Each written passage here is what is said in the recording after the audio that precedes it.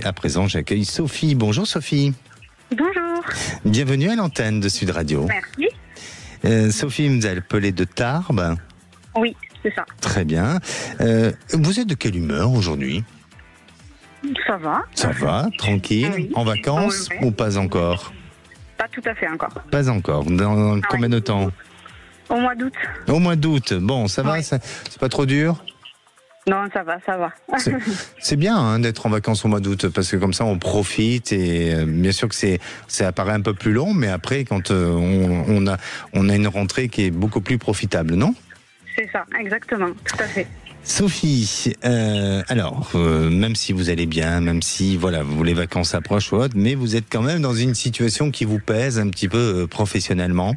Oui. Racontez-nous. Alors, j'ai commencé en tant que contractuelle en fait dans la fonction publique il y a plusieurs années, puisque ça fait plusieurs années que j'étais donc contractuelle dans l'éducation nationale.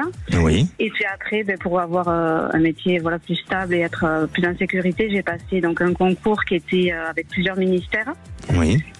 Et que j'ai réussi, et du coup j'ai été envoyée donc dans la justice. D'accord. Milieu que je ne connaissais absolument pas. Et pour la proximité, j'ai donc pris le poste qui était en administration pénitentiaire. Oui. Et c'est pas évident, pas évident. Tout à fait, Oui. gros tremplin parce que c'est un changement radical. Mais bon, j'ai fait ce choix et c'est vrai qu'aujourd'hui, je me retrouve plus du tout dans le milieu où je suis, quoi. D'accord. Alors, je vais vous poser une question. Qu'est-ce que vous avez appris, justement, de l'administration pénitentiaire comparé à ce que vous faisiez auparavant en rapport à l'éducation nationale? J'imagine que ça n'a rien à voir, hein, mais de quelle manière ça a pu enrichir vos connaissances? Qu'est-ce qu'il y a eu pour vous quelque chose de surprenant, et autant dans ses avantages que dans ses inconvénients? Après, du coup, au niveau inconvénient, mais là où je suis, je trouve ça très anxiogène. Ça, j'avais pas mesuré effectivement ce niveau-là. Mais après, par contre, oui, c'était très intéressant parce que là, je partais complètement à zéro. Donc, tout ce qui est la réglementation, toutes les lois, les choses des milieux qu'on ignore complètement. Puis même pour la justice, avec les tribunaux, tout ce qui se passe derrière, qui est incroyable, quoi. Et en tant que femme, est-ce que c'est plus difficile à se positionner dans ce milieu-là? C'est un milieu essentiellement masculin, donc du coup, c'est vrai que vous arrivez à trouver votre place en tant que femme, hein? Oui, après, moi, je suis donc dans les bureaux. Du coup, on est quand même, c'est un milieu assez féminin. Hein. Oui. Et c'est vrai que là, pour le coup, c'est pas trop difficile sur ça. D'accord.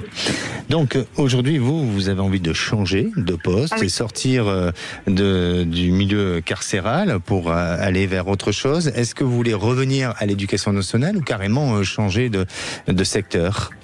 Je veux toujours travailler dans l'administration, ça c'est sûr. Oui. Mais après, idéalement, l'éducation nationale, ça aurait été très bien. Après, c'est vrai que ce que j'ai envie surtout, c'est d'aller au travail de manière sereine et être en paix dans ce que je fais, quoi. C'est vraiment ce que je recherche. D'accord.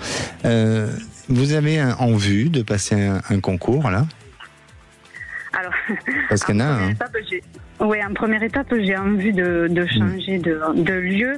Et en fait, une fois que je serai bien là où je suis, effectivement, j'ai envie de progresser, d'évoluer et de passer un concours au-dessus, C'est ça. quelque chose que j'aimerais. Alors, pour moi, vous allez y arriver. Et effectivement, il y a cette possibilité, cette faculté de changement de lieu, d'endroit.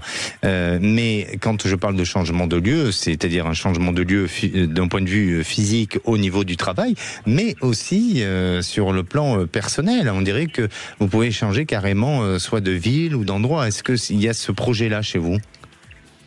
Après, disons que moi j'ai un mari, des enfants et puis la maison aussi avec un crédit. Et mon mari, même s'il envisage de changer de travail, pour le moment c'est pas quelque chose qu'on a pris comme décision. Autant moi j'ai envie de changer de travail, mais on n'a pas envisagé encore de partir. Eh bien, vous verrez que les opportunités vont s'y présenter pour vous et ça vous permettra forcément de changer.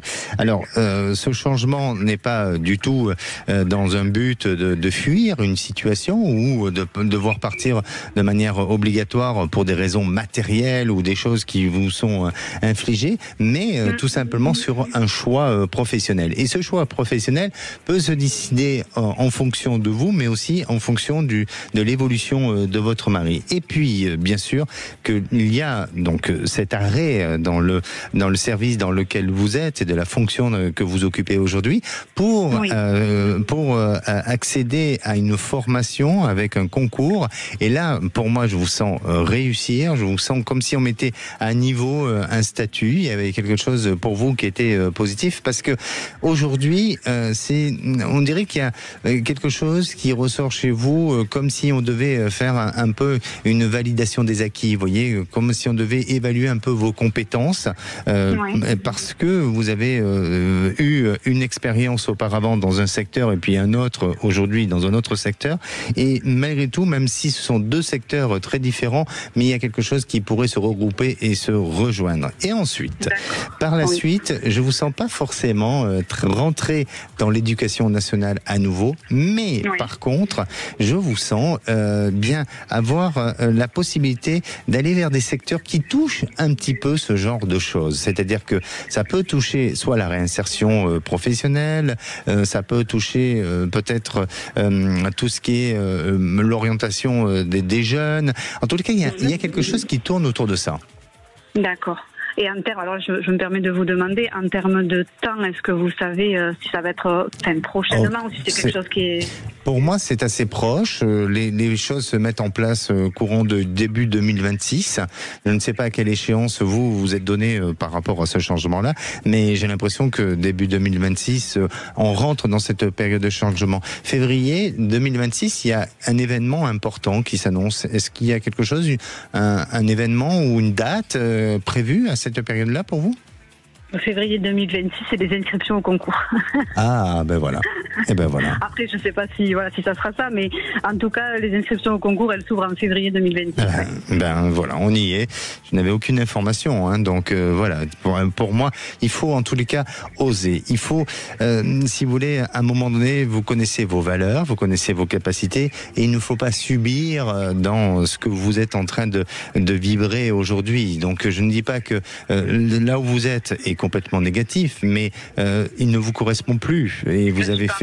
Oui, voilà, vous n'êtes de pas être à sa place. Exactement, vous n'êtes plus à votre place et vous avez fait votre temps, et donc il faut évoluer sur autre chose et il faut oser, il faut avoir de l'audace, il faut ne pas avoir peur à se confronter à des peurs, à des craintes, à des fragilités, à certains obstacles. Mais si je vous pousse, et je veux pas vous influencer, pas du tout, parce que c'est à vous à décider, mais si je vous encourage, et c'est bien ce terme-là que j'emploie, si je vous encourage à y aller et avancer, c'est parce que je suis persuadé que vous avez à 95% des chances de réussite. Donc merci. Je vous tiendrai au courant du coup de ça, si ça marche comme ça, je vous dirai. Avec plaisir, et ne doutez surtout pas de vous, et puis n'en voulez à personne, c'est vous qui êtes en phase de mutation et de changement, tout simplement. Oui. D'accord.